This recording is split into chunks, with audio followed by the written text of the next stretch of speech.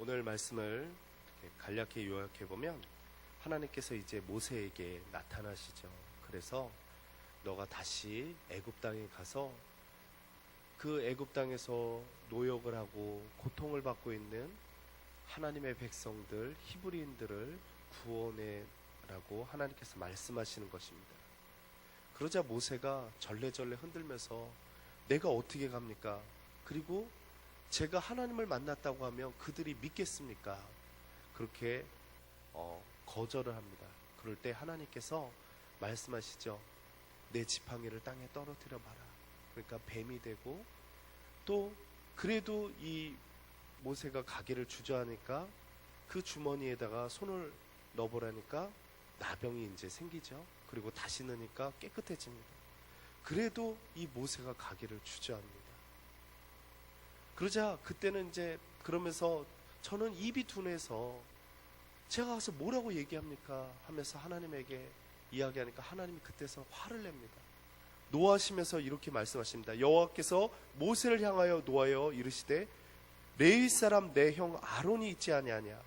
그가 말 잘하는 것을 내가 아노니 그가 너를 만나러 나오나니 그가 너를 볼 때 그의 마음에 기쁨이 있을 것이라.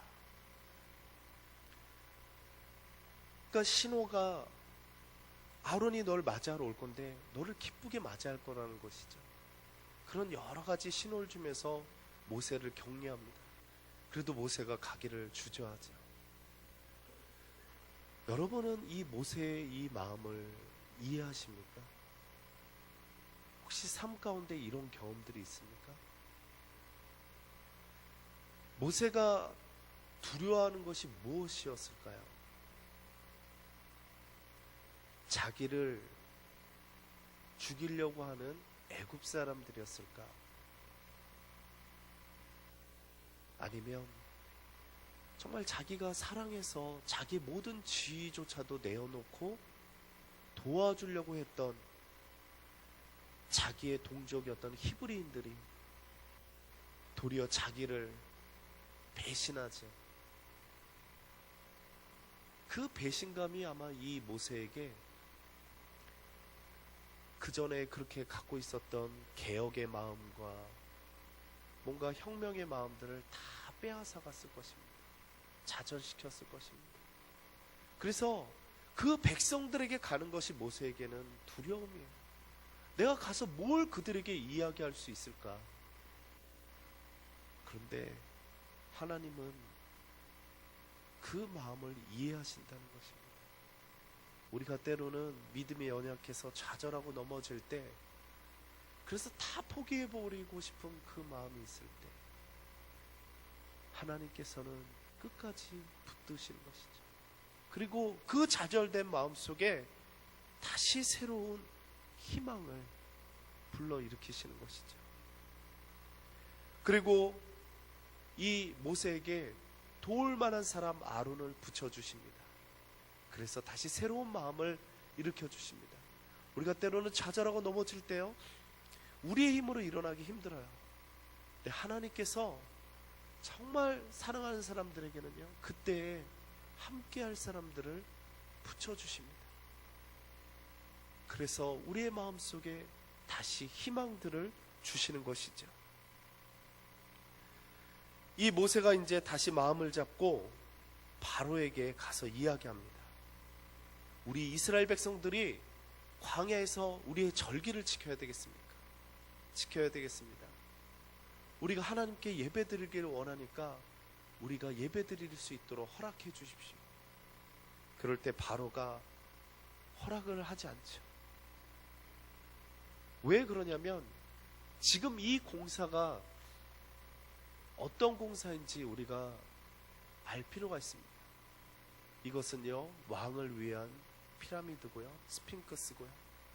이것이 무엇을 위한 공사냐면, 이 이집트가 처음에는 자연물들을 신으로 섬겼어요. 그러다가 왕권을 강화시키면서 피라미드를 이제 세워가는 거예요. 세워가면서 불멸의 신. 여러분 그래서 아시죠? 이집트 이렇게 보면 관이 미라식으로 속에 다 파서 이렇게 감싸지 않습니까? 그 이유가 그것을 이제 피라미드에 놔요. 그리고 어마어마한 보물들을 거기다 같이 놓습니다.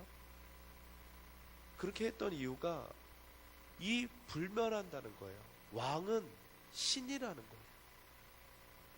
그래서 이 이집트 그 왕들이 자기의 왕권이 강할수록 피라미드의 크기가 다릅니다.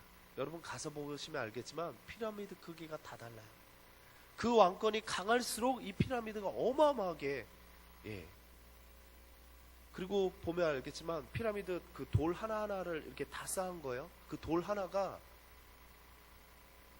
어마어마하게 커요. 제가 들어가서 봤으니까, 들어가서 사진 찍지 말라고 그랬는데 막 저는 하지 말라는 그렇게 그때 당시에 하고 싶어가지고 막 찍고 막. 그런데 그렇게 왕권을 강화시키는 방식으로, 근데 그 왕권을 강화시키는 대표적인 왕들의 특징이 뭐냐면, 내가 그전에는 신의 아들이야. 여러분, 이단의 교주들의 하는 특징이 있어요. 그전에는 내가 마치 대리인인 것처럼 얘기합니다. 근데 점차 어떻게 하냐면 그게 바뀌어가지고요, 내가 메시아예요. 그리고 마치 하나님인 것처럼. 여러분, 그 전에 신천지 왔을 때 그 강의 들었을 때도 그렇잖아. 백마, 양복이고 백마가 얼마나 사실 안 맞습니까? 진짜 쪽팔린 거잖아요, 사실. 굉장히 누가 보면 되게 웃긴 거거든요. 근데 그 가게가 있는 거예요, 다. 그런 방식. 근데 이 보면 그렇게 왕권을 강화시키기 위해서 그렇게 하나하나씩을 바로가 세웠는데, 거기에다 대고 그것을 중단하고 지금 하나님께 예배드리러 간다고 하니까 허락할 리가 없죠. 근데 이 바로가 굉장히 똑똑한 사람입니다. 그냥 보면, 우리가 그냥 생각하면 모세 아론 그냥 죽이면 되잖아요.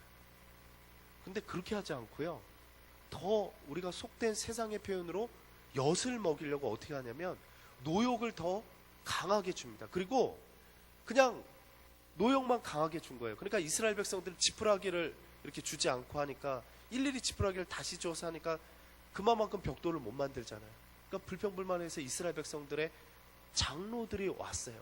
왜 우리에게 이렇게 하느냐, 애굽 사람들이 잘못하는 거다, 그렇게 얘기하니까 그때서 얘기하는 것입니다.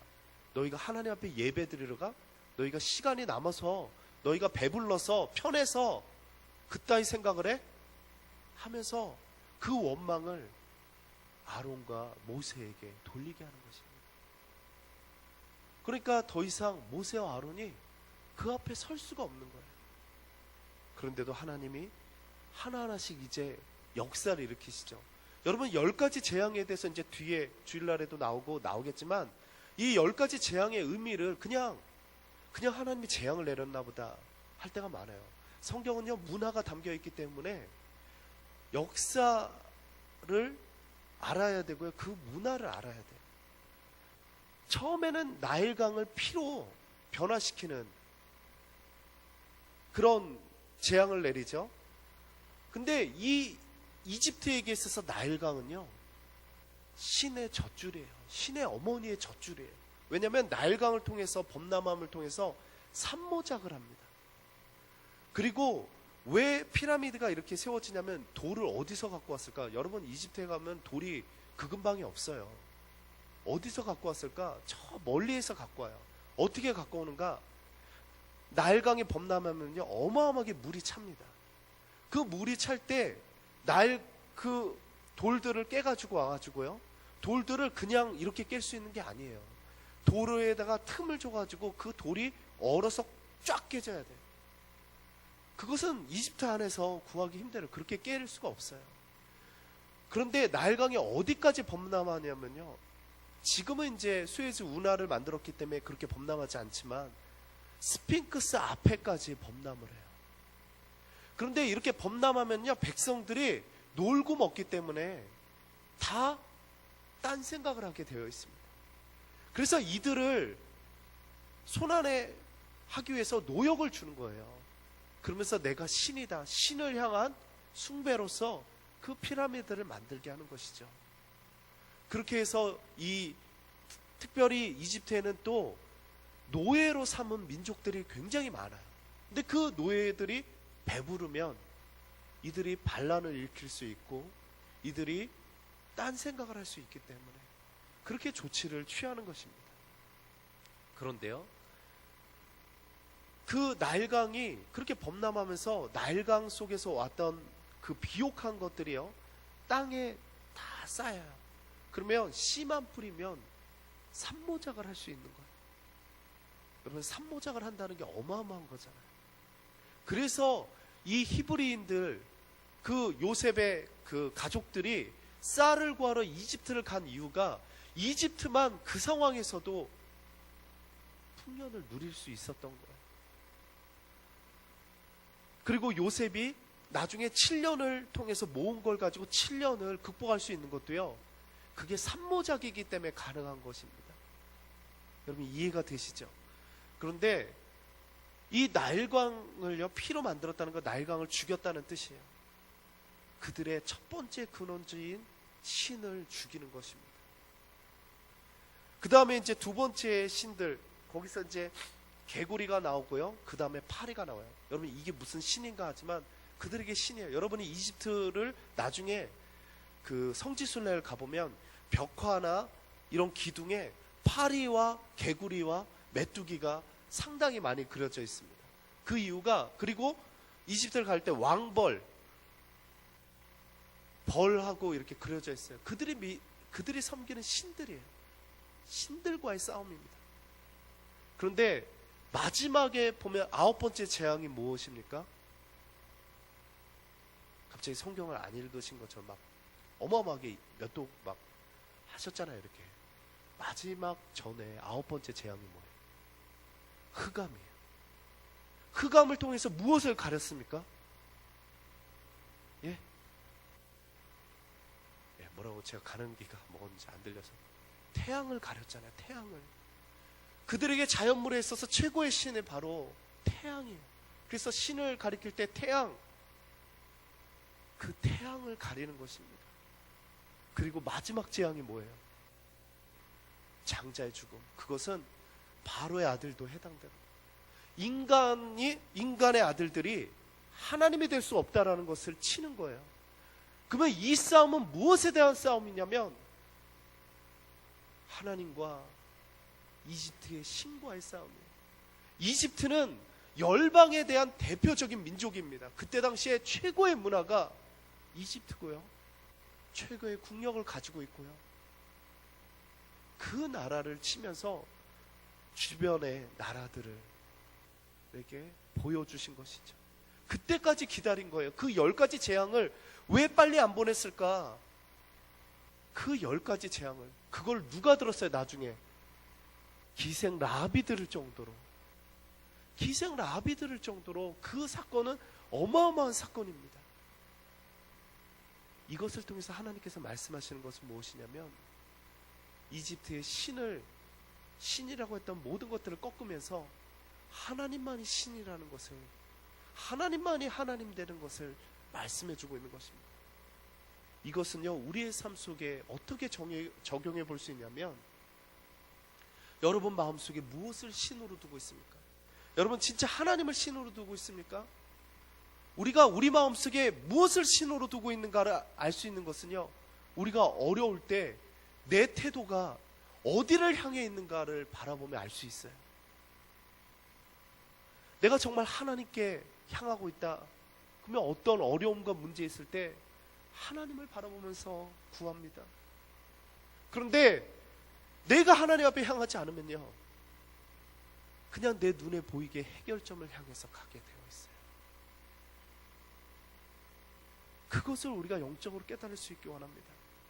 그리고요, 우리의 싸움은 절대 혈과 육에 대한 싸움이 아니에요. 우리가 그것을 깨달으십시오. 우리는 영적인 싸움을 하게 되어 있습니다.